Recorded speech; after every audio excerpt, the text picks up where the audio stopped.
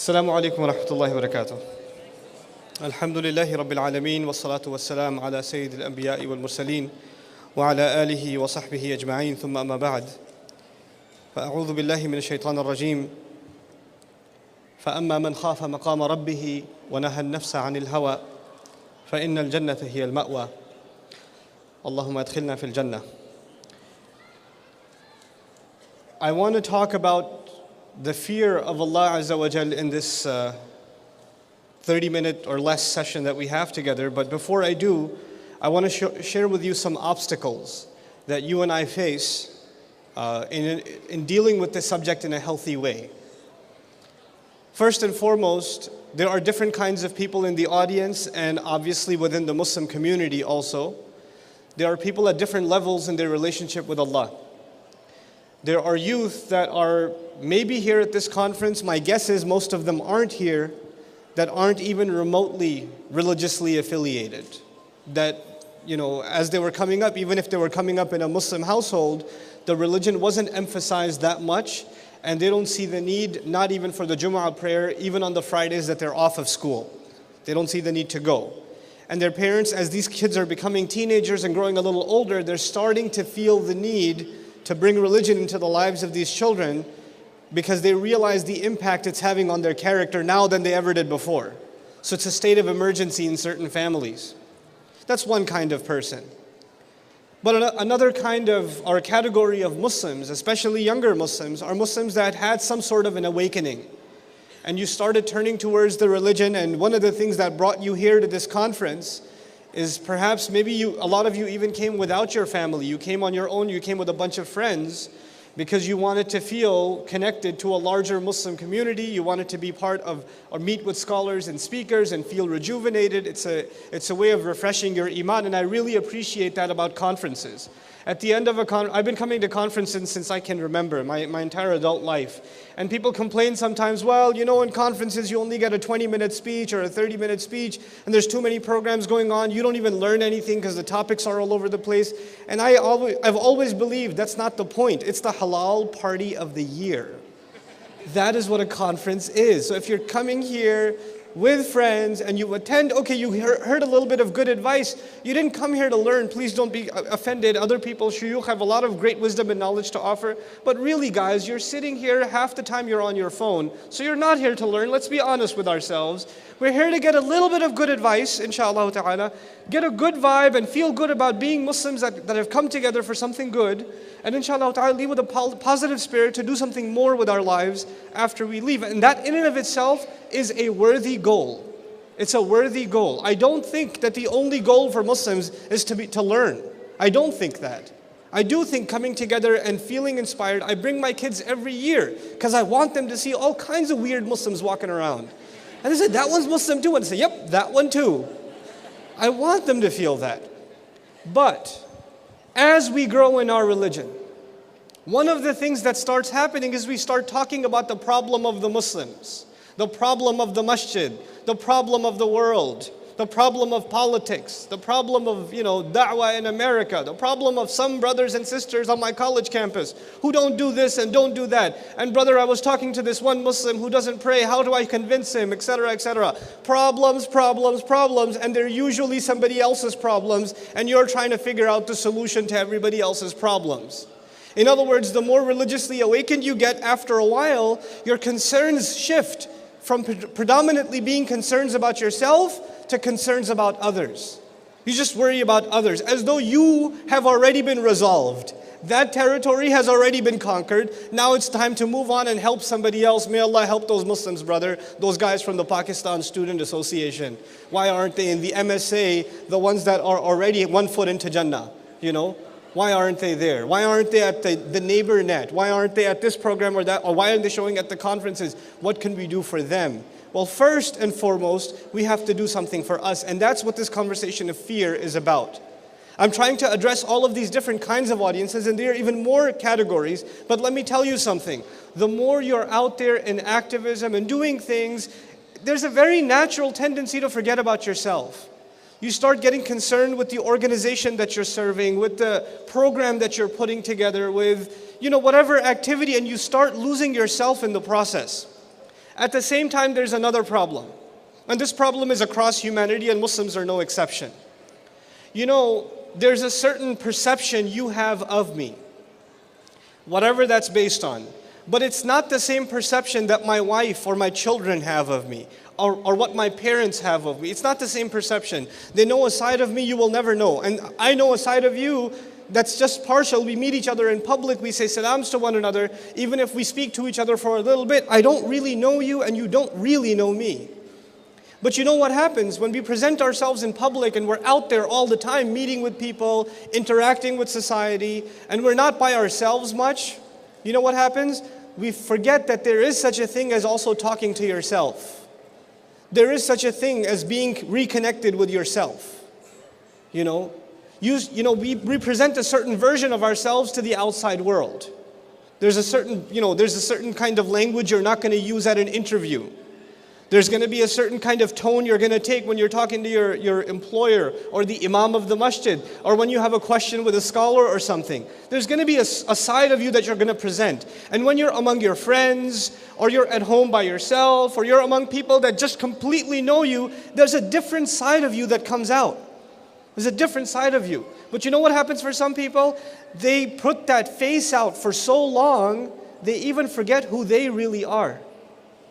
You become so used to presenting this version of yourself to the outside world, you don't even know what it means to look in the mirror anymore. You see someone who's not really there.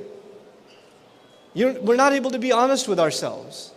I mean, really, how many of us have done the actual exercise of, I know it sounds a little psychotic, but it's healthy. I actually happen to think it's therapeutic. To talk to yourself and to be able to say to yourself, here are my shortcomings. Here is what is wrong with me. I tend to have an anger problem. I rush into things. I start things and I don't finish them. I don't give enough attention to one thing. I'm involved in too many things. I have short attention span. I am rude because when somebody's talking to me, I just start talking to somebody else. Or I can't seem to put my phone down. Or I have this addiction online that I can't get rid of. Or I have these friends, when they do the wrong thing, I don't say anything. I become a coward. I don't say anything. I don't even give them sincere advice. Or I have these late night hangouts and I keep missing Fajr. When is the last time we actually sat down and said, here is what I would like to change about my life? We're so worried about the world's problems, like we don't have any. And when you forget that you don't have problems, then the only fears you have is for others. You no longer have fears for yourself. What is a surprise then? Then when the dua is being made, when the Quran is being recited, you and I are having a hard time finding a tear to come out of the eye. Because the genuine fear is no longer there. That thought is not recurring in our minds. Hope is very powerful, but fear balances it. They have to go hand in hand. You can't have one or the other. And so this last session, I want to try to balance the equation. It's not a counter to hope. It's the balancing of that conversation. And it's a necessary part of that conversation. Our religion is not fire and brimstone, though it mentions fire and brimstone. And it does that in a very balanced way. The other problem we suffer, before we can have a healthy conversation about fear, the additional problem we suffer. One is we just keep presenting this, artificial version of ourselves. Thanks. The other problem is overstimulation. You guys, so many of you are addicted to movies, and on top of that, horror movies, and people, they celebrate things that we're supposed to be afraid of. Just this morning when we got to the hotel, I was going to put some PBS on for my kids because they like watching some of the shows. And I was going to put like a cartoon on. And you know how on the hotel TVs they have the movie trailers? So they had, Hellraiser or something? Hellrider? I can't tell. Ghost Rider. Dude's face is on fire. He's riding a motorbike. And he's supposed to be a character that you love. Like, this guy is awesome. His face is on fire. Hell is a joke. Your face on fire is entertainment? I mean, do you understand how diluted that is? And by the way, I can't think of, outside a 2-year-old. My 2-year-old just saw a glance at that and he got scared. But nobody else got scared, which is disturbing. It's disturbing that nobody else got scared because now these unusual, weird things have become normal for us. Stuff blowing up, people on fire, you guys are playing video games where the headshot is the best shot to take. You know, I got like 5 headshots in a row, bro. Slow motion. Play that in slow motion. Oh, snap. That's good. You know, should I turn the blood off or on? No, turn it on, bro. Turn it on. Turn the blood on, you know. You're not disturbed by that. And then some of you are addicted to these like really disturbing, gory horror flicks. And the more bloody and, you know, disgusting they are, the more you want to watch them. And on top of that, you're a vegetarian. I don't understand the reconciliation. But regardless, it is overstimulated us. And so when the Quran presents a picture of fire, presents a picture of torture and punishment, it's like, you know, I mean, yeah, it's bad. Can't be that bad. We're just overstimulated. There's nothing that affects us anymore. These words don't have an impact on us. And that's a very deep spiritual problem. It's a very deep spiritual problem. Just like, you know, if you have a bad diet, you have some very serious physical issues. You have a drain in energy when you're not eating healthy food. You start being tired over very little work. And slowly your body starts deteriorating and you're prone to some very serious diseases. Spiritual stagnation is just like that. If you're not taking in a healthy spiritual diet and you're not resisting junk food, junk intake, you know, spiritual poison, if you're not avoiding that, then you're going to have these consequences. And one of its biggest consequences is, at least the one that I see, you know, and I struggle with it myself and I see it in the youth especially, there's no more fear. There's no fear. And actually, even if the religion talks about fear, the first thing we do is complain about it. Like, why is the Quran... This girl came up to me, told me, why does the Quran talk about hell? And this girl, actually this happened, of all places in Boston it happened. She came up to me and she said, you know, I used to be a Muslim and I left. And I said, okay, let's talk after the program. And she told me I left Islam because I was reading Surah Al-Rahman. And I was like, okay, well that's cool. Surah Al-Rahman, the extremely merciful, the unimaginably merciful. She goes, yeah, if God describes himself as so unimaginably merciful, why is it that in the middle of this surah, people are being dragged into hell by their heads being grabbed? Why are they being burned? Why is there boiling water being poured onto them? يَطُوفُ بَيْنَهَا وَبَيْنَ حَمِيمٍ آنٍ يَطُوفُونَ بَيْنَهَا وَبَيْنَ حَمِيمٍ آنٍ. They're going to be going back and forth between boiling water and torture. What kind of mercy is this? I don't understand. Oh, I'm sorry, I'll place a different order for another surah for you. You know? Because you're not comfortable with the idea. Who's talking to who here? Master is talking to slave. This is not a book that you need to review on Amazon.com that you say, I like most of it, but this hellfire stuff was a little, I give it 2 stars for that.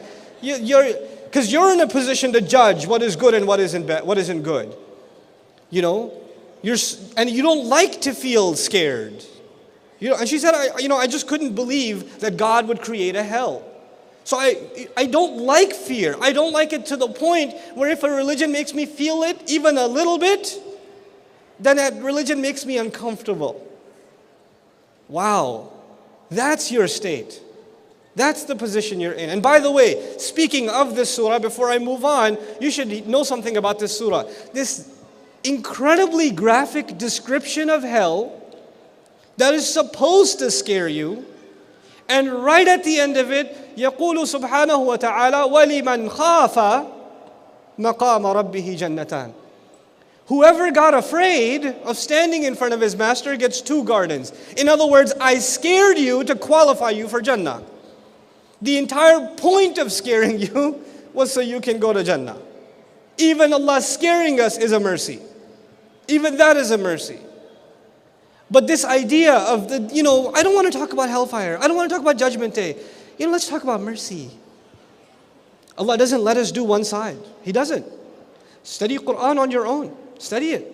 You'll never find a surah that just presents one side of the picture. Allah always balances the equation. And we're naturally supposed to be people that fear Allah Azza wa Jalla and do an accounting of ourselves. There are many words in the Quran that describe fear. This is one of the things in the Arabic language. When something is important, then they gave it many names. When a concept, an item, an object like the sword or the horse, when something was important to Arab tradition, they would give it many names. Fear and emotions, by the way, are a very big part of Arabic literature. So the words in the Arabic language for fear are many. And interestingly enough, the Quran uses over a dozen different words just for fear. Just for fear. Khawf, for example, the most common word, La khawfun alayhim, finish the ayah for me because I'm not Egyptian. La khawfun alayhim, wa la hum yahzanun. Khawf. Khawf actually means to see the dangers that are coming and be afraid of what's coming.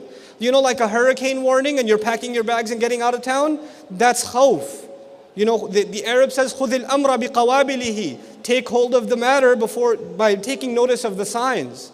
See the change in the winds and know that trouble's on its way. This is khawf. Allah says, فَأَمَّا مَنْ خَافَ مَقَامَ رَبِّهِ جَنَّةً. Whoever was afraid of standing in front of their master, in other words, they could tell this is coming. They weren't delusional to the fact that it's not coming. This idea, you will not have fear until you realize there's a state of emergency, there's trouble coming. And that's the other huge problem, especially the youth have. I got time, bro. I got time to kill. That's why I got Angry Bird and I got like Temple Run on my phone so I could because I got time, I got just sitting around. You know, you don't have time. Who told you have time? Where did that come from? Allah gave you this incredible thing called the intellect so you can fry it playing video games? That's why He gave it to you? So you can watch one episode after the other? This is why you were given, you know, what's the difference between you and people who have no purpose in their life? You know, Allah complains about them and says, أَفَحَسِبْتُمْ أَنَّمَا خَلَقْنَاكُمْ عَبَثًا. Did you assume that we've created you without a purpose? Pointless life? That you just got time to kill? You don't have time. And on top of that, the Muslims, subhanAllah. That in and of itself is an indication there's no fear. Entertainment, I don't think is wrong. I personally don't think it's wrong. It's okay. Entertain yourself, but know some limits, guys. Put some limits on it.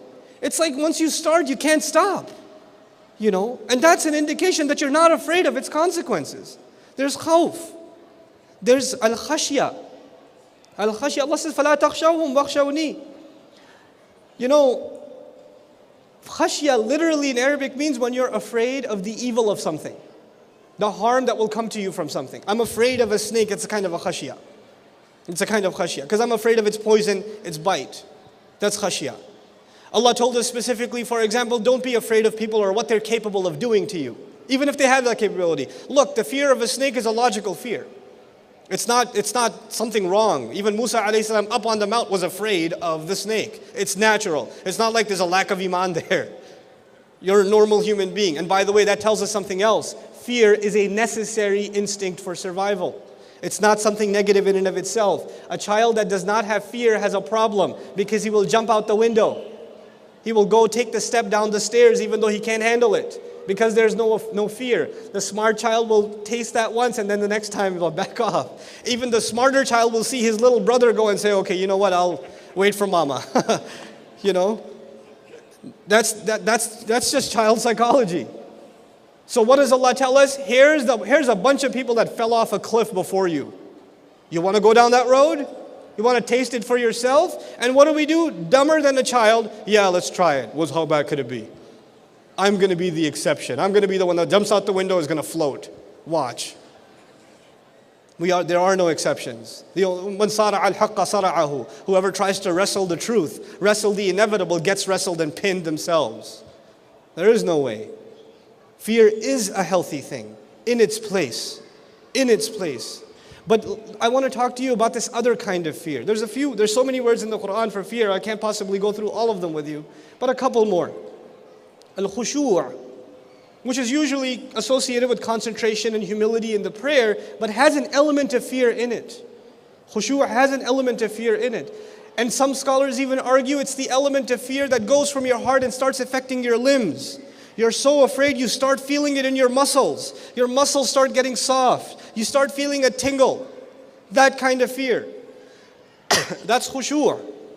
When is khushu' experienced? You guys already know the answer to that. When is that kind of fear, among other things, experienced in the life of a Muslim? Where does khushu' happen? In salat.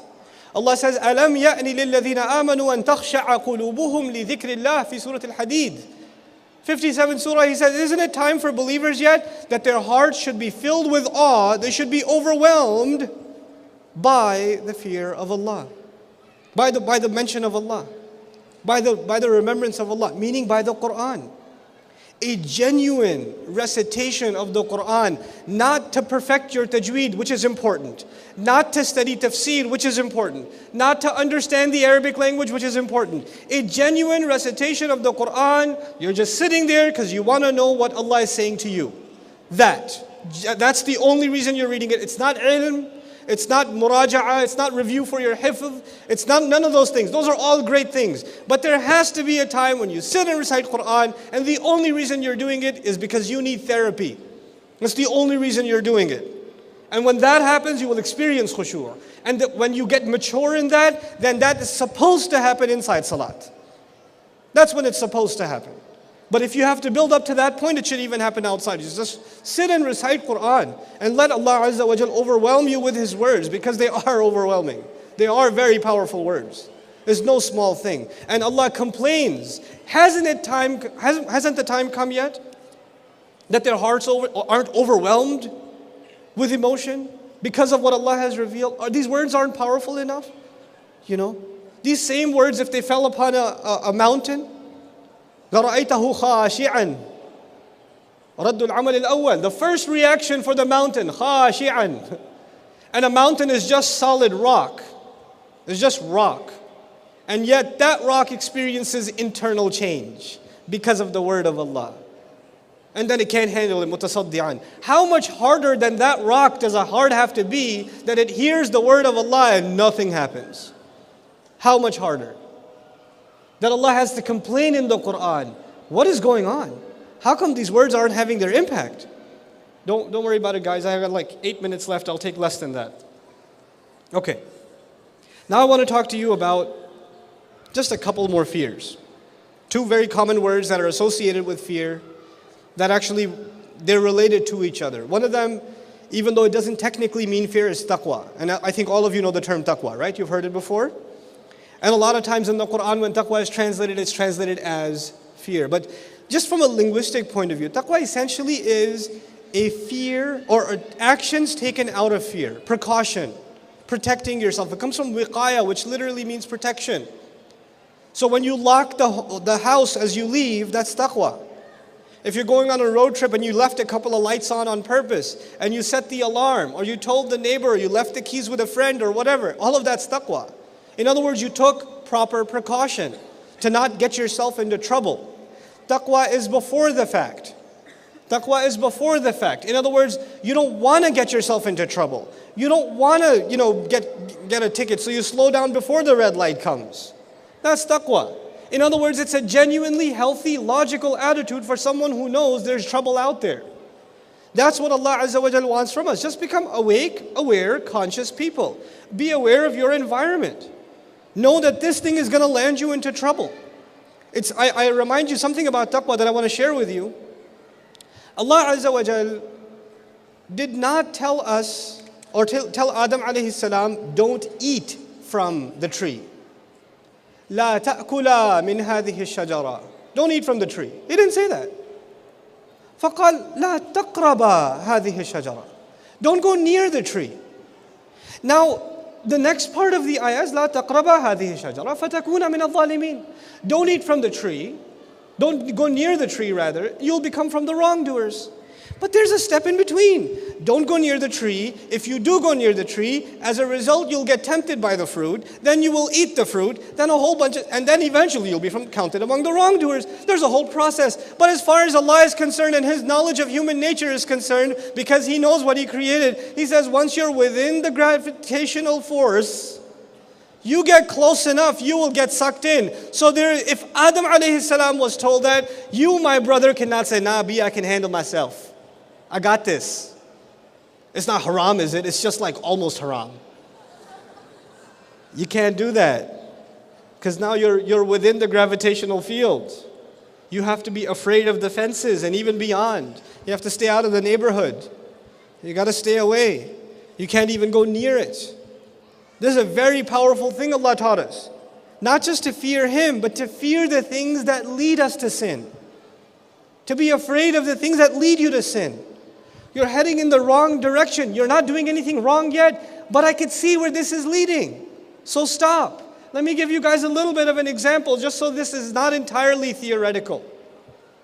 So sister comes up to me and says, or the brother comes up to me and says, this Christian girl in college is asking questions about Islam and she's asking about God. Or a Muslim girl comes up to me and says, this guy in my college class, he's asking a lot about God and he has these questions. Could you help me answer them? Because he keeps arguing with me. Lady, sister, he's not arguing with you because he has a theological concern. Because those questions have well been answered online and there's plenty of resources on that available. He just wants to spend some more time with you. And maybe deep down inside you already know that. But you come and you say, no, I'm trying to give him da'wah to Islam. And you say, I'm going to help this sister out. She's a sister, inshallah. I want to help her out and we're just going to meet at Starbucks and discuss Tawheed. That's what we're going to do. This is da'wah to Islam. And then maybe one day, it's not Ramadan yet. So yeah, inshallah ta'ala, right after between Maghrib and Isha, I'm going to take her to this restaurant. It's a halal restaurant. We're going to do our totally halal da'wah. And somebody says, brother, what are you doing? I was like, eating food at a restaurant, bro. Is that haram? Is talking about Allah haram? No, but I could see where this is going. And then 4 months later, bro, there's a sister. She's ready to convert. And I want to marry her. Is she really ready to convert? No, but I think she might. How do I convince my parents? Yeah. And what you're not, and this is the halal version of what you tell the imam. What happened in between, we all know. We're not dumb. Okay? I was in college too once. I know how this stuff goes. And when you question the guy, you question the girl, you say, what are you talking about? Astaghfirullah, I would never. Really? You would never? You get sucked in, you don't even realize it. One thing leads to another. One thing leads to another. You have to be afraid of these things. And this will never happen. I'm going back to the beginning of my conversation. You will not be afraid of these problems if you don't really know who you are. If you're delusional about yourself. If you think that everybody else has a problem, you're here to save the world. You're here to give them Islam. If that's what your mentality has become, then you will never think that you have a nafs problem too. You have shahawat also. You have the waswasa of shaitan too. You won't even be worried about that. أَتَأْمُرُونَ النَّاسَ بِالْبِرِّ وَتَنْسَوْنَ أَنفُسَكُمْ. And by the way, I'll end with this last two kinds of fear. As I said, taqwa is before the fact. You take precautions ahead of time. And then after that, there's wajal. Al-wajal. Wajal is after the fact. You're afraid of what you've done. You're afraid of what you've done something wrong and you're super scared. Man, I'm going to get caught. I don't know what's going to happen. I did this, bro. I don't know. I got to talk to this imam. I got to send him a brother. I've done this really terrible thing. What should I do? I'm really scared. I can't tell you how many of those emails I have to delete. Don't send me those emails. Talk to a counselor. Ask me Arabic questions, okay? But wajal is after the fact. So Allah says, إِذَا ذُكِرَ اللَّهُ وَجِلَتْ قُلُوبُهُمْ. When Allah is mentioned, when Allah is remembered, their hearts start trembling out of fear over what they have already done. In other words, standing in salat, reciting Quran, khushu' and wajal. Wajal meaning your heart starts getting overwhelmed. Man, Allah Azza wa Jal just said, وَالَّذِينَ هُمْ عَنِ اللَّغْوِ مُعْرِضُونَ. They stay away from useless conversation. I just finished one. Oh. وَالَّذِينَ هُمْ لِلزَّكَاةِ فَاعِلُونَ. They're constantly trying to cleanse themselves. I just finished watching some filth. Oh, strike two. I am afraid of what just happened. You're supposed to get afraid. You're supposed to be a muhasabah of yourself. This is wajal. But the last kind of fear. I find this fascinating. Of the many kinds of fear, I just want to talk to you about this one. This is called ar-rahab. Ar-rahab. Ra, ha, and ba. From it we get the word rahbaniyya.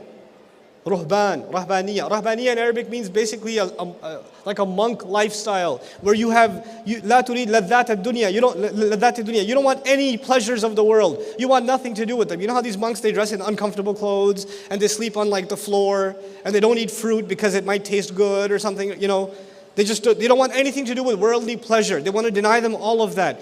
But from that derivation, you get one of the words for fear. And that word for fear particularly is used for the Israelites. In one case, for example, وَإِيَّايَ فَارْهَبُونَ. Be afraid only and only of me. Rahab is used. The question arises, why? Some of our ulama commented on the word Rahab here. They said the problem of Bani Israel began with self-righteousness. They were self-righteous. They assumed they got it all figured out. Everybody else has the problem. As a result of their self-righteousness, they stopped fearing Allah. And when they stopped fearing Allah, even their motivation for Jannah was gone.